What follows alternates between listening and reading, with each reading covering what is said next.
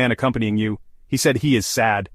Abu Jahl addressed Sa'd saying, I see you wandering about safely in Mecca in spite of the fact that you have given shelter to the people who have changed their religion, that is became Muslims, and have claimed that you will help them and support them. By Allah, if you were not in the company of Abu Safwan, you would not be able to go your family safely. Sa'd, raising his voice, said to him, By Allah, if you should stop me from doing this, that is performing tawaf, I would certainly prevent you from something which is more valuable for you, that is, your passage through Medina. On this Umayyah said to him, O Sa'd, do not raise your voice before Abu al-Hakam, the chief of the people of the valley of Mecca. Sa'd said, O Umayyah, stop that. By Allah, I have heard Allah's apostle predicting that the Muslim will kill you. Umayyah asked, In Mecca? Sa'd said, I do not know. Umayyah was greatly scared by that news. When Umayyah returned to his family, he said to his wife, O Safwan, don't you know what Sa'd told me? She said, What has he told you? He replied, He claims that Muhammad has informed them, that his companions, that they will kill me. I asked him, In Mecca? He replied, I do not know. Then Umayyah added, By Allah, I will never go out of Mecca. But when the day of the Ghazwa of Badr came, Abu Jahl called the people to war, saying, Go and protect your caravan. But Umayyah disliked to go out of Mecca. Abu Jahl came to him and said, O Abu Safwan, if the people see you staying behind, though you are the chief of the people of the valley, then they will remain behind with you. Abu Jahl kept on urging him to go until he, that is Umayyah, said, As you have forced me to change my mind, by Allah, I will buy the best camel in Mecca. Then Umayyah said to his wife, O Safwan, prepare what I need for the journey. She said to him, O Abu Safwan, have you forgotten what your Yathribi brother told you? He said, No, but I do not want to go with them but for a short distance. So when Umayyah went out, he used to tie his camel wherever he camped. He kept on doing that till Allah caused him to be killed at Badr. Volume 5, Book 59, number 287, narrated by Ka'b bin Malik.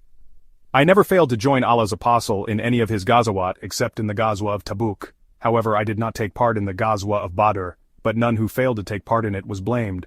For Allah's apostle had gone out to meet the caravans of Quraysh, but Allah caused them, that is Muslims, to meet their enemy unexpectedly, with no previous intention.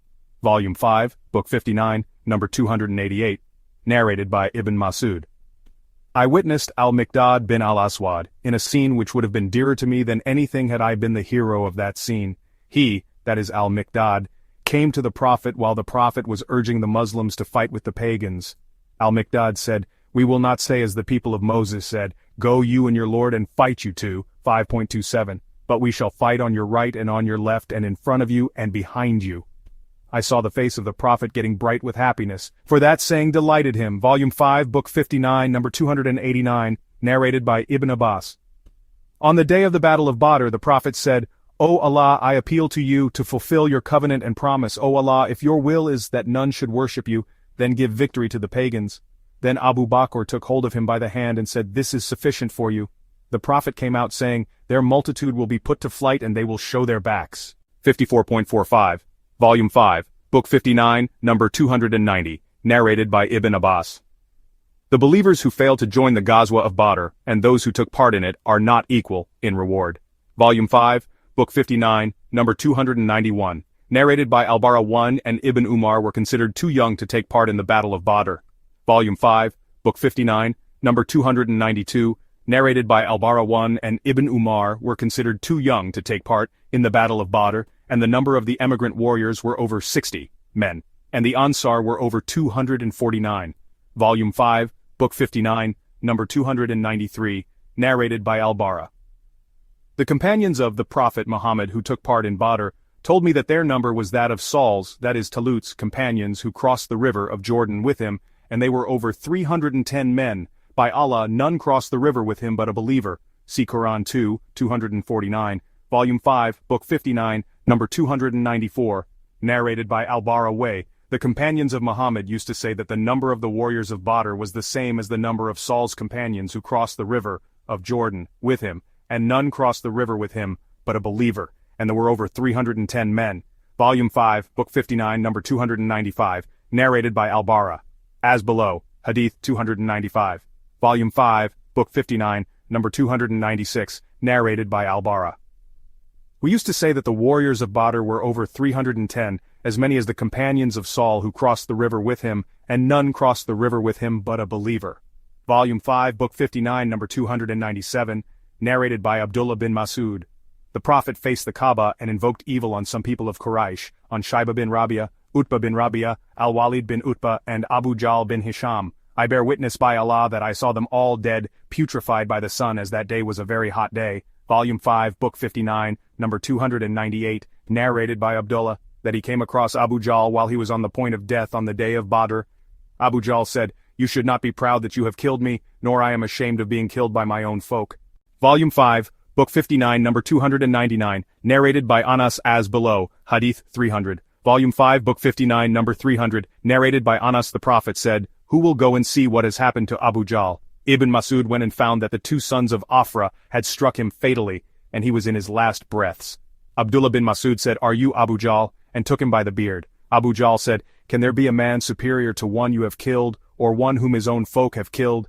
Volume 5, Book 59, number 301, narrated by Anas. On the day of Badr the Prophet said, "Who will go and see what has happened to Abu Jahl?" Ibn Masud went and found that the two sons of Afra had struck him fatally. Abdullah bin Masud got hold of his beard and said, "Are you Abu Jahl?" He replied, "Can there be a man more superior to one whom his own folk have killed, or you have killed?" Volume 5, Book 59, number 302, narrated by Anas bin Malik, as above Hadith 301. Volume 5, Book 59, number 303, narrated by Abdur Rahman bin Auf, the grandfather of Salih bin Ibrahim, the story of Badr, namely the narration regarding the sons of Afra. Volume 5, Book 59, number 304, narrated by Abu Midlaz, from Qais bin Ubad. Ali bin Abi Talib said, "I shall be the first man to kneel down before Allah, the Beneficent, to receive his judgment on the day of resurrection in my favor." Qais bin Ubad also said, the following verse was revealed in their connection. "These two opponents, believers and disbelievers, dispute with each other about their Lord." 22.19. Qais said that they were those who fought on the day of Badr, namely Hamza, Ali, Ubaidah or Abu Ubaidah bin al-Harith, Shaiba bin Rabia, Utbah and Al-Wad bin Utbah. Volume 5, Book 59, number 305, narrated by Abu Dar. The following holy verse. "These two opponents, believers and disbelievers, dispute with each other about their Lord." 22.19, was revealed concerning 6 men from Quraysh, namely Ali, Hamza, Ubaidah bin al-Harith, Shaiba bin Rabia, Utbah bin Rabia, and Al-Walid bin Utbah. Volume 5, Book 59, number 306, narrated by Ali. The following holy verse. "These two opponents, believers and disbelievers, dispute with each other about their Lord." 22.19, was revealed concerning us. Volume 5, Book 59, number 307, narrated by Qais bin Ubad. I heard Abu Dar swearing that these holy verses were revealed in connection with those 6 persons on the day of Badr. Volume 5, Book 59, number 308, narrated by Qais. I heard Abu Dar swearing that the following holy verse, "These two opponents, believers and disbelievers, disputing with each other about their Lord," 22.19, was revealed concerning those men who fought on the day of Badr, namely Hamza, Ali, Ubaidah bin al-Harith, Utbah and Shaiba, the two sons of Rabia, and Al-Walid bin Utbah. Volume 5, Book 59, number 309, narrated by Abu Ishaq. A man asked Al-Bara and I was listening, "Did Ali take part in the Battle of Badr?" Al-Bara said, "Yes, he even met his enemies in a duel and was clad in 2 armors, one over the other." Volume 5, Book 59, number 310, narrated by Abdur Rahman bin Auf. I had an agreement with Umayyah bin Khalaf that he would look after my relatives and property in Mecca, and I would look after his relatives and property in Medina. Abdur Rahman then mentioned the killing of Umayyah and his son on the day of Badr, and Bilal said, "Woe to me if Umayyah remains safe, that is alive." Volume 5, Book 59, number 311, narrated by Abdullah. The Prophet recited Surat an-Najm, and then prostrated himself, and all who were with him prostrated too. But an old man took a handful of dust and touched his forehead with it, saying, "This is sufficient for me." Later on I saw him killed as an infidel, narrated Urwa, the son of Az-Zubair. Az-Zubair had 3 scars caused by the sword, one of which was over his shoulder and I used to insert my fingers in it. He received 2 of those wounds on the day of Badr and 1 on the day of Al-Yarmouk. When Abdullah bin Zubair was killed, Abdul Malik bin Marwan said to me, "O Urwa, do you recognize the sword of Az-Zubair?" I said, "Yes." He said, "What marks does it have?" I replied, "It has a dent in its sharp edge which was caused in it on the day of Badr." Abdul Malik said, "You are right, that is their swords, have dents because of clashing with the regiments of the enemies." Then Abdul Malik returned that sword to me. Urwa. Hisham, Urwa's son, said, "We estimated the price of the sword as 3,000 dinars, and after that it was taken by one of us, that is the inheritors, and I wish I could have had it." Volume 5, Book 59, number 312, narrated by Hisham. That his father said, "The sword of Az-Zubair was decorated with silver." Hisham added, "The sword of Urwa was, also, decorated with silver." Volume 5, Book 59, number 313, narrated by Urwa. On the day of the Battle of Al-Yarmouk, the companions of Allah's apostle said to Az-Zubair, "Will you attack the enemy so that we shall attack them with you?" Az-Zubair replied, "If I attack them, you people would not support me." They said, "No, we will support you." So Az-Zubair attacked them, that is Byzantine, and pierced through their lines, and went beyond them, and none of his companions was with him. Then he returned, and the enemy got hold of the bridle of his horse, and struck him 2 blows with the sword on his shoulder. Between these 2 wounds there was a scar caused by a blow he had received on the day of Badr, battle. When I was a child I used to play with those scars by putting my fingers in them. On that day, my brother, Abdullah bin Az-Zubair, was also with him, and he was 10 years old. Az-Zubair had carried him on a horse and led him to the care of some men. Volume 5, Book 59, number 314, narrated by Abu Talha. On the day of Badr, the Prophet ordered that the corpses of 24 leaders of Quraysh should be thrown into one of the dirty, dry wells of Badr.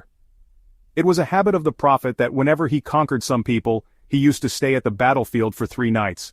So, on the 3rd day of the Battle of Badr, he ordered that his she-camel be saddled, then he set out, and his companions followed him, saying among themselves, "Definitely he, that is the Prophet, is proceeding for some great purpose." When he halted at the edge of the well, he addressed the corpses of the Quraysh infidels by their names and their fathers' names, "O so-and-so, son of so-and-so, and O so-and-so, son of so-and-so, would it have pleased you if you had obeyed Allah and His Apostle? We have found true what our Lord promised us. Have you too found true what your Lord promised you?" Umar said, "O Allah's Apostle, you are speaking to bodies that have no souls." Allah's Apostle said, "By him in whose hand Muhammad's soul is, you do not hear what I say better than they do." Qatada said, "Allah brought them to life, again, to let them hear him, to reprimand them and slight them and take revenge over them and cause them to feel remorseful and regretful." Volume 5, Book 59, number 315, narrated by Ibn Abbas regarding the statement of Allah, "Those who have changed Allah's blessings for disbelief." 14.28. The people meant here by Allah are the infidels of Quraysh. Ammar, a sub-narrator, said, "Those are the infidels of Quraysh, and Muhammad is Allah's blessing, regarding Allah's statement, and have led their people into the house of destruction." 14.29. Ibn Abbas said, "It means the fire they will suffer from after their death on the day of Badr." Volume 5, Book 59, number 316, narrated by Hisham's father. It was mentioned before Aisha that Ibn Umar attributed the following statement to the Prophet: "The dead person is punished in the grave because of the crying and lamentation of his family." On that, Aisha said, "But Allah's Apostle said, 'The dead person is punished for his crimes and sins while his family cry over him then.'" She added, "And this is similar to the statement of Allah's Apostle when he stood by the edge of the well which contained the corpses of the pagans killed at Badr, 'They hear what I say.'" She added, "But he said now they know very well what I used to tell them was the truth." Aisha then recited, "You cannot make the dead hear," 30.52, and "You cannot make those who are in their graves hear you," 35.22, that is, when they had taken their places in the hell fire. Volume 5, Book 59, number 317, narrated by Ibn Umar. The Prophet stood at the well of Badr, which contained the corpses of the pagans, and said, "Have you found true what your Lord promised you?" Then he further said, "They now hear what I say." This was mentioned before Aisha, and she said, "But the Prophet said, 'Now they know very well that what I used to tell them was the truth.'" Then she recited the holy verse, "You cannot make the dead hear till the end of verse." 30.52. Volume 5, Book 59, number 318. Narrated by Anas. Haritha was martyred on the day of the Battle of Badr, and he was a young boy then. His mother came to the Prophet and said, "O Allah's Apostle, you know how dear Haritha is to me. If he is in paradise I shall remain patient and hope for reward from Allah, but if it is not so then you shall see what I do." He said, "May Allah be merciful to you. Have you lost your senses? Do you think there is only one paradise? There are many paradises, and your son is in the most superior paradise of Al-Firdaus." Volume 5, Book 59, number 319. Narrated by Ali. Allah's Apostle sent me, Abu Marthad and Az-Zubair, and all of us were riding horses, and said, "Go till you reach Raudat Kak, where there is a pagan woman carrying a letter from Hatib bin Abi Balta, to the pagans of Mecca." So we found her riding her camel at the place which Allah's Apostle had mentioned. We said to her, "Give us the letter." She said, "I have no letter." Then we made her camel kneel down and we searched her, but we found no letter. Then we said, "Allah's Apostle had not told us a lie, certainly. Take out the letter, otherwise we will strip you naked."